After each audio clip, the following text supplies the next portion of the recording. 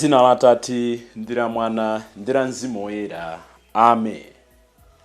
Mlekeni mafutawa adzasungire tsiku la maliro anga. Dzulo la Mulungu timachita mwambo ota Yesu akulowa mu Yerusalemu kuyamba Mulungu Woyera pamene anthu anafuula mwana wa Davide hozana. Lero Ambuye Yesu ayamba masautso awo. Lero tikusinkhasinkha kufika pachimake kwa masautso a Ambuye Yesu. Ndikulandireni abale ndi alongo pano pa Tiyankhuleni Ambuye. Lero ndi lolemba la Mulungu Woyera, ndekuti ndi lolemba la Mulungu Woyera pa 25 March chaka cha 2024. Ndipo mawu athu oyamba akuchokera m'buku la mneneri Yesaya mutu wa 42 ndi 1 kulekeza 7, imene matchulidwanso kuti the first song of the suffering servant. Sadzafuula kapena kukweza mawu. Ndipo bango lotepatepa Sadzathyola. Amene akutiwerengera mawu oyamba ndi mayi Stella Walene, administrator pa Tiyankhuleni Ambuye, kuchokera ku St. Patrick's Parish mu Archdiocese ya Lilongwe. Salimo yathu tsiku la lero ndi salimo namba 27. Chauta ndiye muni wanga ndi chipulumutso changa. Ndidzaopa yani? Chauta ndiye linga la moyo wanga, nanga ndichitirenji mantha? Ndipo mawu athu amuthenga wabwino ndi monga adalembera Yohane Woyera mutu wa 12 ndi 1 kulekeza 11. Amene akutiwerengera mawu amuthenga wabwino komanso kutigawira mawu ndi Reverend Father Francis DAMASEKE, kuchokera ku Episcopal Conference of Malawi, ECM. Tiyeniso tisinkhesinkhe limodzi. Mawu a m'buku la mprofeti Yesaya. Mverani inu anthu akumayiko amphepete mwa nyanja, tcherani khutu inu anthu akutali. Chauta adandiyitana ndisanabadwe, adanditchula dzina ndidakali m'mimba mwa amayi anga. Adandisandutsa pakamwa panga kuti pakhale ngati lupanga lakuthwa. Adanditchinjiriza ndi dzanja lake. Adandisula ngati muvi wakuthwa, nandibisa m'phodo mwake. Adandiwuza kuti, iwe Israeli ndiwe mtumiki wanga. Anthu adzanditamanda chifukwa cha iwe. Koma ndidati,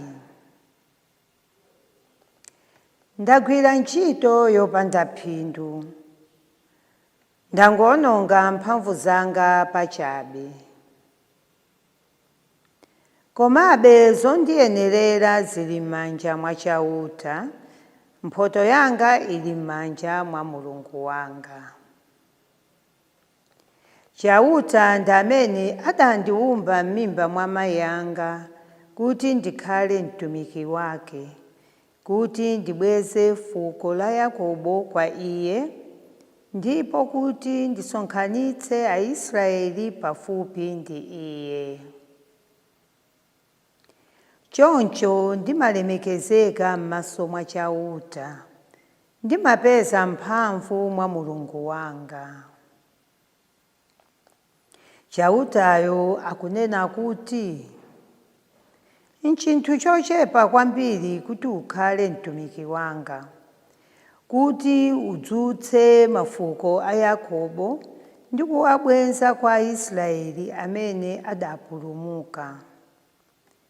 Ndidzakusandutsa kuwala kowunikira mitundu ina ya anthu, kuti chipulumutso changa chikafike mpaka kumathero a dziko lapansi. Mawu a Ambuye. Tithokoze Mulungu. Ambuye akhale nanu. Mawu amuthenga wabwino monga adalembera Yohane Woyera. Ulemu kwa inu Ambuye. mutu wa 12 ndi 1 kulekeza 11. Atatsala masiku asanu ndi limodzi kuti chichitike chikondwerero cha Pasaka, Yesu anadza ku Betaniya, kumene kunali Lazaro uja amene adamuukitsa kwa akufa. Adankozera Yesu chakudya kumeneko, ndipo Marita ankawatumikira. Lazaro anali nawo mmodzi mwa amene ankadya naye pamodzi. Tsono Mariya adatenga mafuta onunkhira zedi anarido weniweni amtengo wapatali okwanira theka la lita, nayamba kudzodza mapazi a Yesu kumapukuta ndi tsitsi lake. M'nyumba monsemo mumvekere guu ndi fungo la mafuta.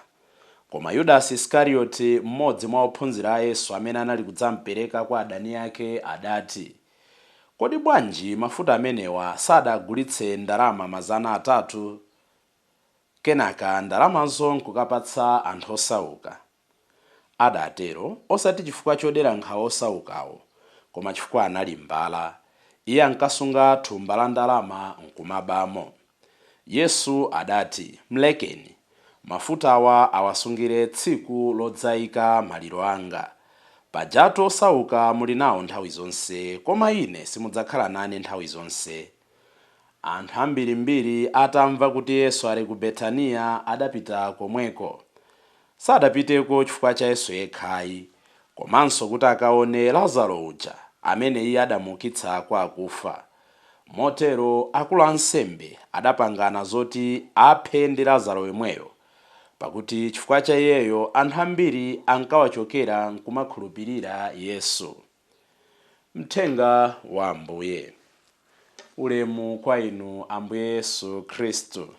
Abale ndi alongo, tayamba mulungu woyera dzulo pamene Yesu analowa mu Yerusalemu, monga ndanenera pachiyambi paja. Chimene chikuchititsa chidwi pamene tikuyamba mulungu woyera pamenepa ndonena kuti anthu omwewo amene amanena kuti mwana wa Davide hozana, ndi anthu omwewo amene akunena kuti mpachikeni, mpachikeni. Anthu amatikonda pa zabwino, anthu zinthu zikayamba kusintha, anthu zinthu zikatitembenukira, sangotithawa chabe, amatinyoza, amatiyipitsira mayina. Bwanji amenewa pamene pazakhala bwanji? Mulungu unoyera mpingo, mulungu unoyera Ambuye Yesu afuna tisinkhe za moyo wathu, tisinkhe za maubale amene tili nawo. Koma choposaposa tione kuti everlasting relationship imene tingakhale nayo, ubale weniweni umene tingakhale nawo, ndi ubale okhala ndi Mulungu. Abwenzi amathawa, ndalama zimathawa, chuma chimathawa, maphunziro amathawa, mphamvu zimathawa, mwachidule zinthu zonse zimatha kutithawa. Ndi Mulungu yekha amene anali, ali, adzakhala, amene samasintha. Mulungu noyera titayenda masiku ambirimbiri, masiku ankhaninkhani, masiku pafupifupi 35 amene tayenda, yakwana nthawi yoti ndidzifunse kuti nyengo ino ya Lenti ndapanga chikhalidwe lotani, ndapanga chizolowezi chotani. M'mawa oyamba tikumva mneneri Yesaya akupereka nyimbo ya mneneri osauka wachauta, the suffering servant of God, the suffering servant of Yahweh, amene akuti sadzakweza mawu ake, sadzathyola bango lotepatepa, koma akuti adzabweretsa poyera chilungamo. Mawawa ndi amphamvu kwambiri, kuti kusauka kwa Ambuye Yesu, ngakhale akudziwa zimene zikumchitikira, ngakhale adaona zimene kudzamchitikira, adapirira chifukwa cha ubwino wa inu ndine, kuti atipezetse chipulumutso. Akutipatsa thime la moyo wa Chikhristu, akutipatsa thime lokhala ana a Mulungu, kulolera kuvutika ndi cholinga choti ena akhale pabwino. Ndansembe angati tikulolera kuvutika kuti anthu ena apeze mtendere? Ndi anthu angati apabanja amene tikulolera kuvutika kuti anthu ena apeze mtendere? Ana athu, anzathu, anthu onse amene amadalira ife. Ndi anthu angati kandandale amene timalolera kuvutika kuti tipeze mtendere? Paradoxically, amene timadzitchula kuti akhristu, amene tikuyenera timvetse bwino of the suffering servant, ndi amene tili patsogolo kudyerera masuku pamaso pa anzathu. Mawu athu amuthenga wabwino tsiku la lero afuna atsindike zinthu zitatu zofunikira kwambiri. Tikuona the human needs mwa Ambuye Yesu, akuti ngakhale zokhoma zafika pachimake, akupita ku nyumba kwa Lazaro, Marita ndi Maria. Akusaka chani? akusaka zinthu zimene inu ndine mu munthu wathu aliyense amazisakasaka. Love and friendship. Zivute zitani oko nditakhala ovuta chotani mmoyo uno, zinthu zimene zimathunzitsa mtima wanga ndendi kukhala ndi abwenzi abwino, ndendi kulandira chikondi. No wonder Mother Teresa uja amanena kuti dziko lapansi tsopano silili ndi njalanso ya bread yekha, sililinso ndi ludzu la madzi okha. Dziko makono likufuna kwambiri njala ya maubale. Nkutheka atu ine mtsabatayi, nkutheka atu ine mchakachi, nkutheka atu ine mnyengo ino ya Lenti ndakhala bwenzi oyipa.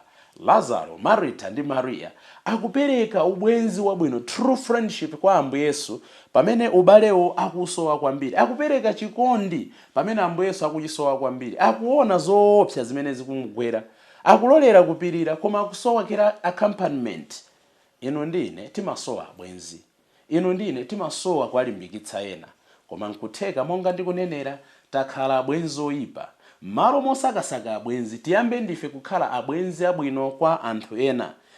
China chimene tikuona ndi khalidwe la Yudasi, limene lingakhale khalidwe langa, limene lingakhale khalidwe lanu, limene mwina ndi khalidwe lathu. The gospel today challenges us to refrain from looking at fellow human beings as objects to be used for personal gains. Ambiri kakhalidwe ka Yudasi kali mmoyo mwathu. Kongo wayang'ana anthu ena ngati khwerero loti tipenze zosowa zathu. Yudasi pamene zonse zikuchitika akungoona kuti mafuta awawa titha kugulitsa nkuti ine ndipezepo zosowa zanga. Tichulukirenji lero ambiri amene timapanga evaluate everything in monetary gains, in monetary terms. Ambiri timangoyang'ana zinthu kuti tipeza phindu lotani. Atipatsa ntchito kumpingo tipeza phindu lotani. Atipatsa ntchito mboma tipeza phindu lotani. Atipatsa ntchito mmudzi tipeza phindu lotani. So we evaluate everything in terms of money, money, money, money. Khalidwe ili ndi khalidwe la Yudasi, khalidwe ili ndi lotsutsana ndi Chikhristu. Kumvetsera Yudasi chapatali, tikumvamo munthu amene ali concerned ndi zoswekera za anthu ena, munthu amene akukhudzika ndi mavuto a anthu ena. Komatu mlembi wa mthenga wabwino akunena kuti ankachita zimenezi, ananena zimenezi chifukwa chonena kuti ankadziwa kuti ndalama zikabwera abamo. Nkutheka ambiri from a surface timaoneka ngati anthu amene tikukhudzika ndi mavuto anzathu, koma deep down timafuna kuti kudzera m'mavuto anzathu ife tipezepo phindu. Timafuna kuti kudzera mkuvutika kwa anzathu mayina athu atchukirepo, kaya kubwerana mondo osiyana-siyana, kaya ndi njala kumene ambiri timathandiza. Koma munyengo ino ya Lenti maka Mulungu unoyera afuna tidzifunse kunena kuti thandizo limene ndimapatsa ena, chifundo chimene ndimachitira ena, ndi chifundo choti dzina la Ambuye litamandike kapena dzina langa likwezeke. In a nutshell, moyo wa Yudasi titha kuyika m'mawu awa m'Chingerezi. He knew the price of everything except the value of everything. I repeat, Judas knew the price of everything except the value of everything. Yudasi amadziwa mtengo wa china chilichonse kupatula kudziwa kufunika kwa china chilichonse. Nkutheka ambiri masiku ano timadziwa zinthu zambiri, tili ndi nzeru zamakono, nzeru zakuya, koma nzeru zimenezo sizikutithandiza kuona ulemerero wa umunthu. Tikungoona ulemerero wa maufulu, tikungoona ulemerero wa ndalama, tikungoona ulemerero wa kutchuka, tikungoona ulemerero wa kutamidwa, tikungoona ulemerero opseza, koma mwina pamapeto pa zonse sitikuona ulemerero wa umunthu. Kodi mu business mwanu, kodi mu nsembe mwanga, kodi mu ntchito mwanu, kodi mmoyo mwanu mwa tsiku ndi tsiku mumaonamo ulemerero wa umunthu? Yudasi khalidwe lake ndi lochititsa manyazi, koma tisayimire kungoliona kuti ndi khalidwe lochititsa manyazi. Ndione kuti khalidwe la Yudasi ndi moyo wanga ukusiyana poti kapena ukufanana poti. Potsirizira tsiku la lero chimene ndimafuna tisinkhe ndi chinthu ichi. Khalidwe la Yudasi ndi khalidwe la Akhristu amakonofe, ndi khalidwe la ine, ndi khalidwe lathu. Chiyambi cha Yudasi sikumgulitsa Ambuye Yesu, chiyambi cha Yudasi sikumpereka Ambuye Yesu, chiyambi cha kugwa kwa Yudasi ndiye kupeputsa zinthu zoyera. Mawu awa ndimabwereza tinabwerezanso chaka chatha pamene timaona mawu awa. Yudasi amaona Ambuye Yesu mnzake, amaona mwa Ambuye Yesu munthu amene adazolowerana naye, amaona mwa Ambuye Yesu only the human side. Marita, Maria, Lazaro, treatment imene akupereka kwa Ambuye Yesu akuonamo Mulungu.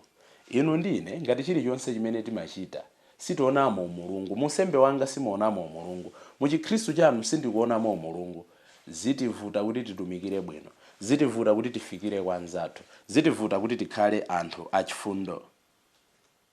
Tisangooneka mulungu uno kuti tikupanga zinthu zoyera, tikhale anthu oyera.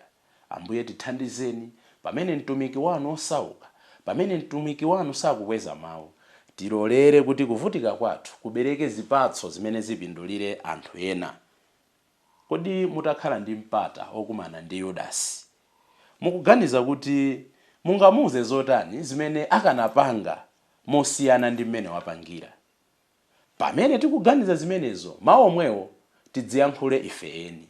Mmene ndakhala ndikupangira milungu yonse, moyo wanga wonse wa Chikhristu, nditapatsidwa mpata olero oti ndikumane ndi Ambuye Yesu, ndi chani chimene ndipange mosiyana, kapena chimene ndikukhulupirira kuti ndingapange mabwino koposa kale? Ambuye tithandizeni kukhala ndi mtima odziyeretsa mulungu uno oyera. Dzina la Atate, ndi la Mwana, ndi la Mzimu Woyera. Amen.